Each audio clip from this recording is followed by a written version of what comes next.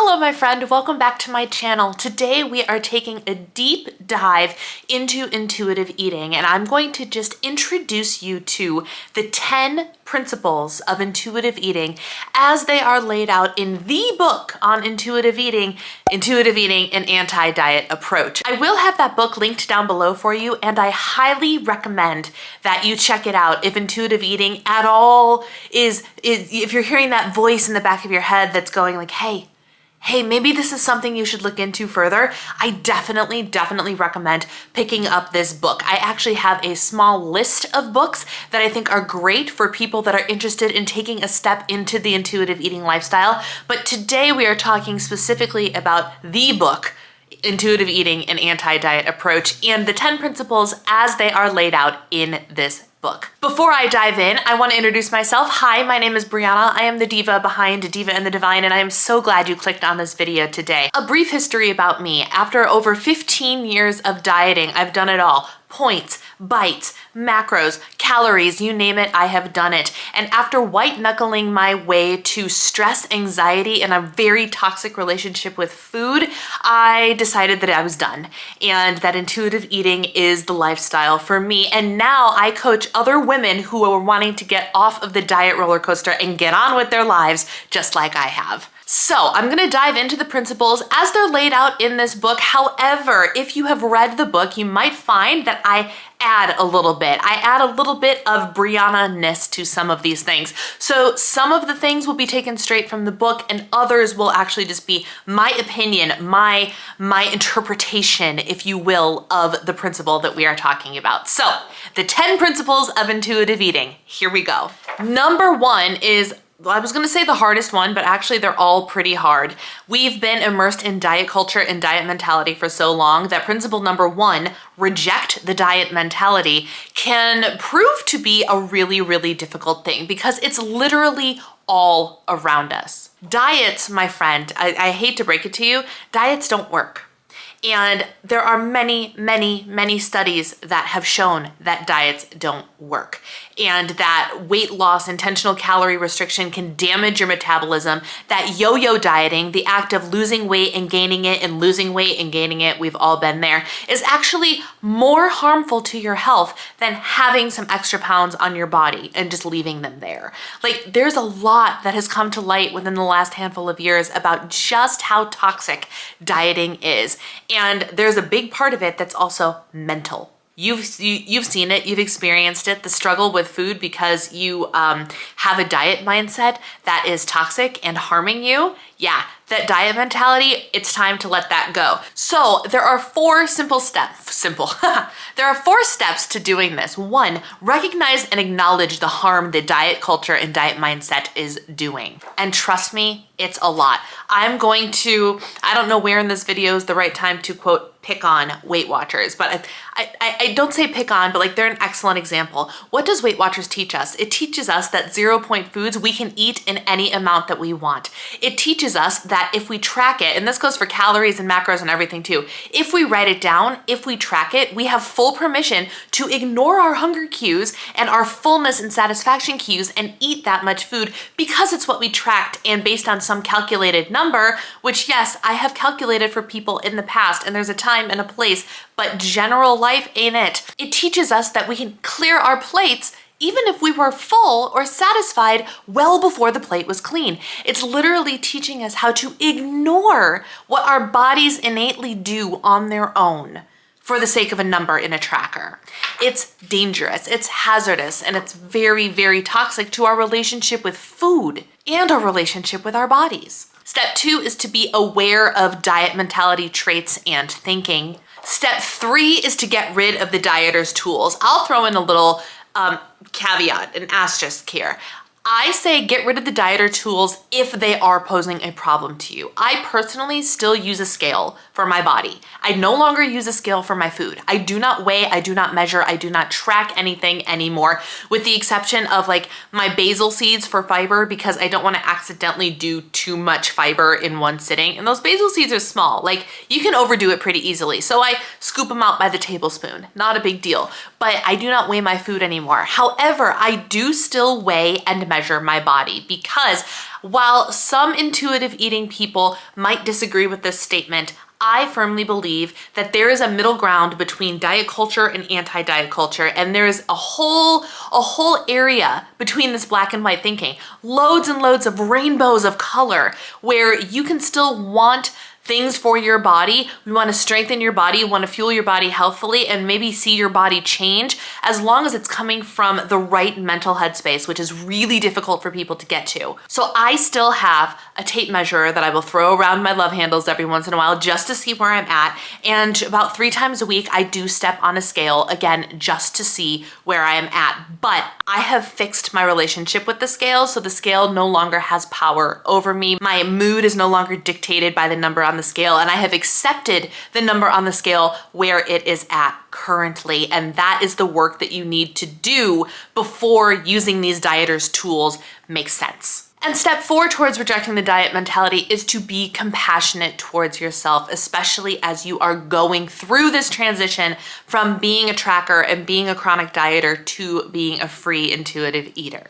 Principle number 2 is to honor your hunger. How many times have we tried to stave off hunger? Let's drink some more water. Let's have some extra coffee. Oh, bubbly seltzer water will help our tummies feel like they're full, so we no longer have the compulsion to eat. Sound familiar? This principle means literally what you think it does. It means if you're hungry, honor it. How do we honor our hunger? We eat. We eat food when we are hungry. The only way our bodies are going to learn to trust us again after years of chronic dieting and chronic restriction is to learn that when it gives us a hunger signal, our tummies are growling, we're lightheaded, things of that nature, we feed it.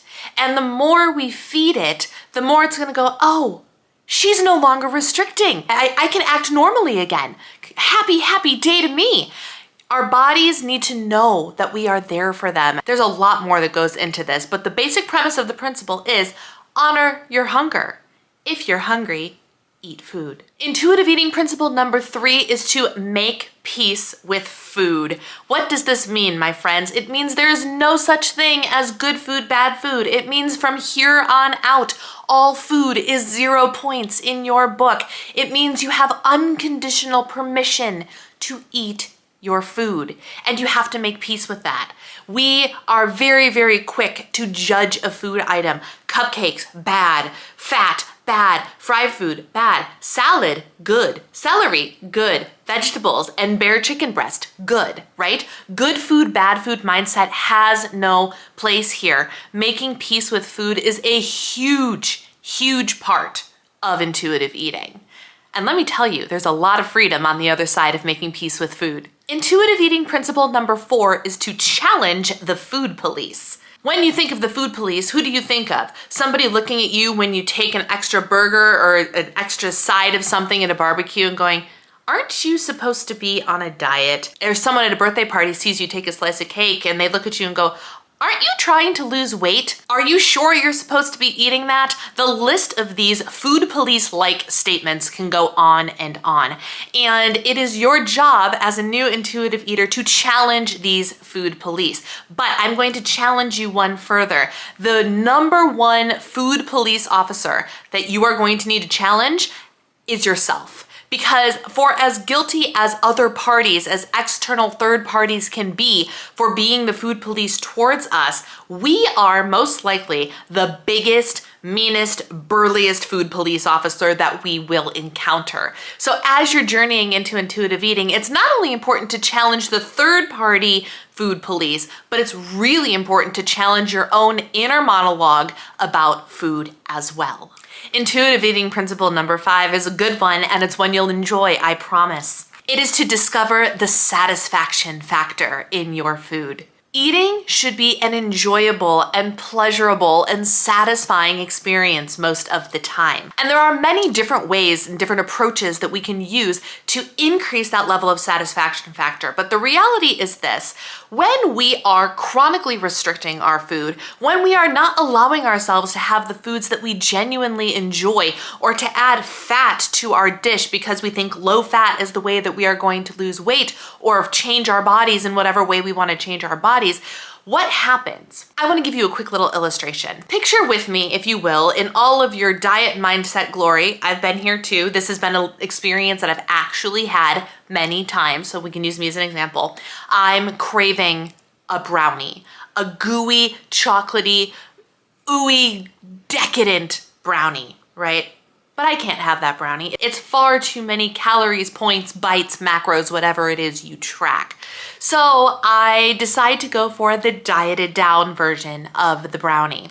And I have this protein brownie that is dry and brittle and doesn't taste nearly as good as this decadent brownie that I wanted to get my hands on. So I eat this other dieted down brownie and I find that I'm still not satisfied. So I go into the refrigerator and I'm like, what else can I eat? Maybe some strawberries will satisfy me. No, that didn't do it. Maybe a couple of rice cakes will satisfy me. No, that won't do it either. And all of a sudden, I'm eating 1, 2, 3, 4, 5, 7 different diet items because every single item I consume is leaving me feeling unsatisfied with my choices. And then after having all of this binge-like behavior where I've eaten all of these diet foods and still remain unsatisfied, what happens? I go and I eat the brownie anyway because that is the only thing that will satisfy me. Do you know how many other calories I consumed than if I would have just eaten the indulgent brownie to begin with? If I just would have had the food item that satisfied me instead of trying to find something and only finding chronic dissatisfaction instead? Do you realize that it would have been easier, better, healthier to just eat the brownie? Find the satisfaction factor in your food. This can be both in how you compile your food. If you're trying to eat a healthy lifestyle, great, that's awesome. Maybe you want to have some chicken and some vegetables and some potatoes. That's great. What will really satisfy you? Is it putting a little bit of ketchup on the side? Is it putting a nice pesto sauce on top of your chicken? Whatever will level up that satisfaction factor is not only more likely to turn off your brain, but it's probably going to turn off your hunger signals as well. When you listen to your satisfaction factor, you can feel satisfied every single time you eat food. And when you feel satisfied, when you feel unrestricted, the binge and restrict cycle that us dieters know all too well. We behave really, really well during the week, but then on the weekends we seem to lose control and we don't know why. It's because we're finding the food that we eat during the week not satisfying enough. You also want to make an experience out of your food. Sit down, plate it nicely, leave distractions behind so you can actually enjoy the sensual and pleasurable experience of eating the satisfying foods. Making sure you feel satisfied when you get up from the table is the thing that's going to help your body trust you. It's going to help prevent you from chronically snacking and going to the kitchen every 30 minutes because you just need a little something and you don't know what because you're unsatisfied. It's going to prevent you from those, I'm eating too many diet foods because all I really want is this forbidden food thing and I end up overeating all of the diet foods instead. It's going to prevent all of those things and more. Principle number 6 for intuitive eating is to feel your fullness. This is one of the principles that I actually want you to read in the book to get their full interpretation because I have actually taken this to a different level with Feel Your Fullness. We have been programmed as trackers to clean our plates, to eat everything that we have tracked, regardless of how full our tummies feel. This means that we have not just been ignoring hunger cues, but we've also been ignoring fullness cues. And it is really, really important to start to understand what our fullness cues feel like. There's a very common thing that's used called the hunger and fullness scale, where 1 means I'm ravenously hungry and 10 means I am so overstuffed my pants are gonna burst. What we don't realize is we really should be living in the 4, 5, 6 range. We eat when we're mildly hungry, so we only eat until satisfaction. Not until fullness, not until overfullness, but to satisfaction.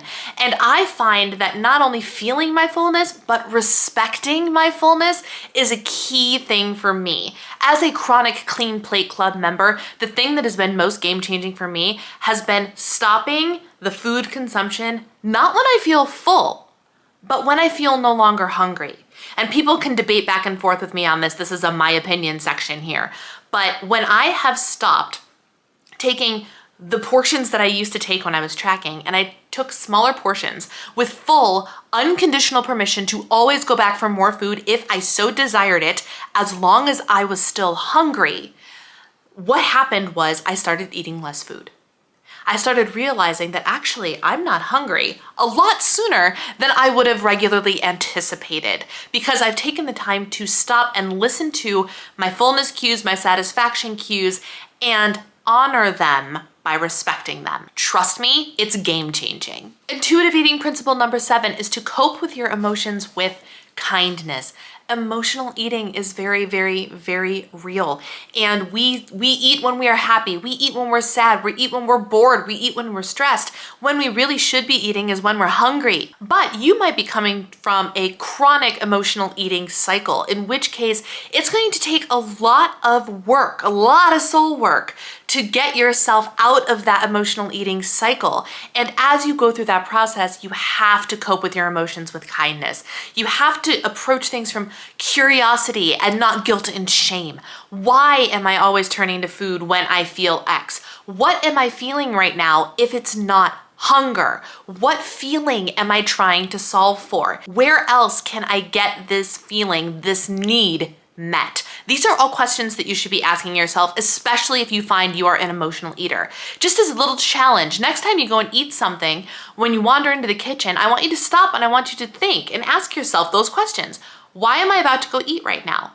And if the answer is not because I'm hungry, dive a little deeper and figure out why. The more you start to reflect on things like that, increases the likelihood of you being able to get out of the emotional eating cycle. Yes, there will always be instances where we emotionally eat, but chronic emotional eating is problematic. So as you're going on this journey, it is very, very important that you cope with your emotions with kindness, with love, with respect for yourself, as you would your best friend. And I know that's a really difficult thing for us to do sometimes, but it's absolutely essential that we treat ourselves with that sort of love and respect this entire journey, this entire lifetime. Intuitive eating principle number 8, respect your body. There is so much to unpack here in the respect your body section. In layman's terms, in the easiest way that I interpret it, it is really, really important that we respect our bodies. And how do we respect our bodies? We respect our bodies by loving it, by nurturing it, by taking care of it. Now, all too often we will sit and wait to get that massage or go shopping for clothes that fit and make us feel pretty or treat ourselves to X, Y, and Z until I've lost 15 pounds, until I'll go on that vacation once I'm in my goal pair of jeans. Respect to your body means that you are caring for it in that loving way now, as you are right now. Go on the vacation, buy yourself nice clothes that fit. But also, respecting your body means treating it well, which means nourishing it with healthy foods and not just eating less healthy foods because you all of a sudden have unconditional permission to eat. That's a whole different video topic in and of itself. But that's what respecting your body means. Respecting your body means moving your body because you can honor your body by moving it. Respecting your body means treating it well, treating it as a vessel, a precious gift, which it is, that you would take care of. Think back to when you got the most precious gift you've ever gotten. Whatever it is, I'm willing to bet that you went to great lengths to take care of this thing. Whether it was a doll that you've always wanted when you were a child or a piece of jewelry, you go above and beyond to make sure that that gift is taken care of. Why would you not do the same to your body with the same level of respect that you give that gift that someone else gave to you? Treating your body with respect is so important. But also, another aspect of it is respecting your body for how it is built. What I mean by that is this: I am a curvy girl. Try as I might to get down to my lowest weight, which I hit once and only maintained for a very short period of time because it was unreasonable for my body.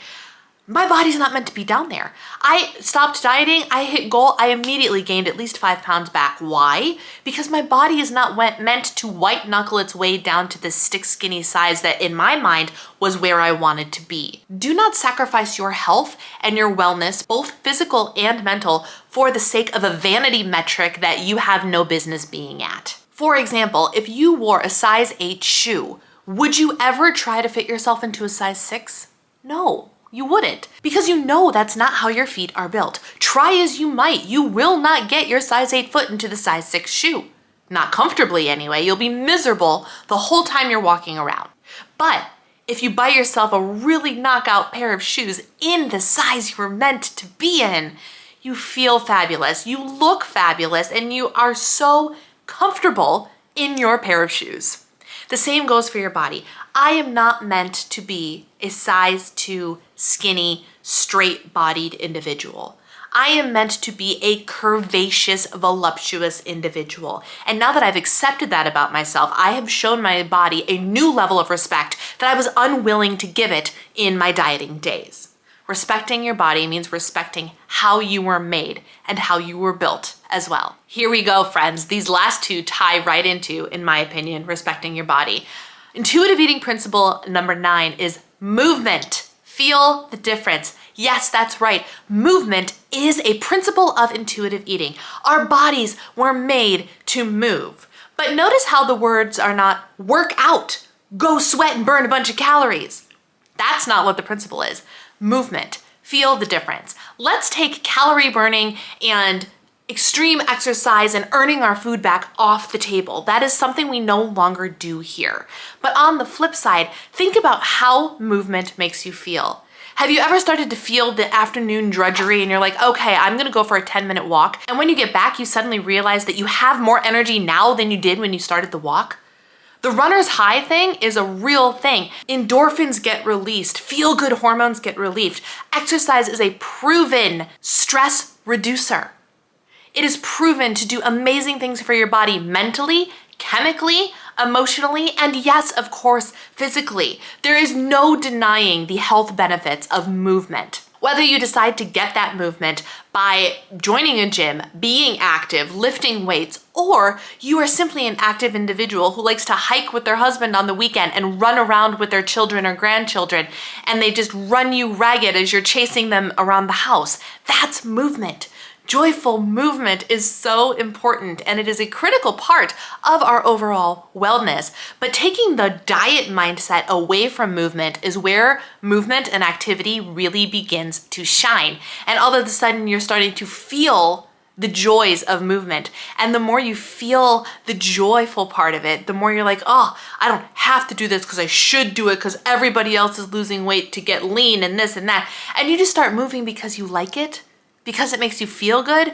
That's when the magic of movement really starts to sink in for you. And that's why it's a principle of intuitive eating. And then principle number 10, this is the principle that I think most people forget when they go from dieting to intuitive eating. They think dieting is a free-for-all when really it's not. Because intuitive eating principle number 10 is honor your body with gentle nutrition. That's right, eating healthy foods and making sure that you're getting adequate nutrition from your foods is a principle of intuitive eating. This is something that so many people tend to forget, and they think intuitive eating is just a junk food free-for-all. How can you just eat pizza and cake and cookies and all of these things and just be okay with it? Well, here's the reality. That's not what intuitive eating is. That's what rebelling after being in the diet mentality for so long is. Intuitive eating is honoring your body by making sure you're fueling it and nourishing it appropriately so you can go out there and live your best life with as much energy as possible. And this is where a general knowledge of the nutrient breakdown of food and how different foods work in your body, I feel is really important.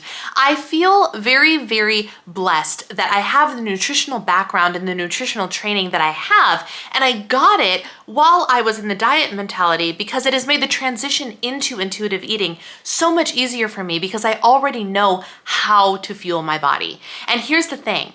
You'll realize very, very quickly that fueling your body with healthy foods feels good. Eating a whole bunch of the same thing over and over and over and over and over again. Let's say your favorite food, for me, it's buttercream frosting. Can you imagine how I would feel if I ate nothing but buttercream frosting 3 meals a day and snacks for weeks and weeks and weeks on end? You can imagine I would get sick of buttercream frosting pretty quickly, right? And all of a sudden I'd be like, I need to eat a vegetable. Or do you know what'd be really good? Protein. I need to get some protein on my plate. Our bodies are naturally going to start to crave the healthier foods. Our bodies are going to show us that it functions best with gentle nutrition being taken into consideration. I'm not saying that you can't have whatever your favorite foods are, but what I am saying is one of the principles is, in fact, structuring what you eat in such a way where you're getting adequate nutrients and you are fueling your body and you are nourishing it with healthy, delicious food. So those are the 10 principles. When you take the 10 principles and you put them all together, the lens of intuitive eating is a really beautiful thing to be looking at life through. There's a lot of freedom to be found here on the intuitive eating side. It doesn't mean that you've given up on health goals. I have some big body goals that I am going after, but the difference is they are not drenched in diet mindset. They are not drenched in the need to get smaller. They are not drenched in the need to fit into some societal standard of what beauty and what sexy and what healthy is. What it is a desire for me to be stronger, to have more energy, to be able to fuel my body and live in my body in a way where I can show up and be my best self, for myself, for my family, for you guys, for everything in life, for those that I end up serving in some way, shape, or form. I can't show up if I'm not at my healthiest and my best. And intuitive eating is a very free way for me to approach this mindset and to reach those health goals. I hope you found this video helpful. If you have any other specific questions that you want to have addressed by me in my perspective of intuitive eating, please leave them in the comments down below. Again, I will have the Intuitive Eating and Anti-Diet Approach book linked down below, along with a couple other book resources that I have found to be really helpful as I have made the transition from dieting to intuitive eating. Thank you guys so much for watching. Take care, be well, and I will see you in my next video. Bye.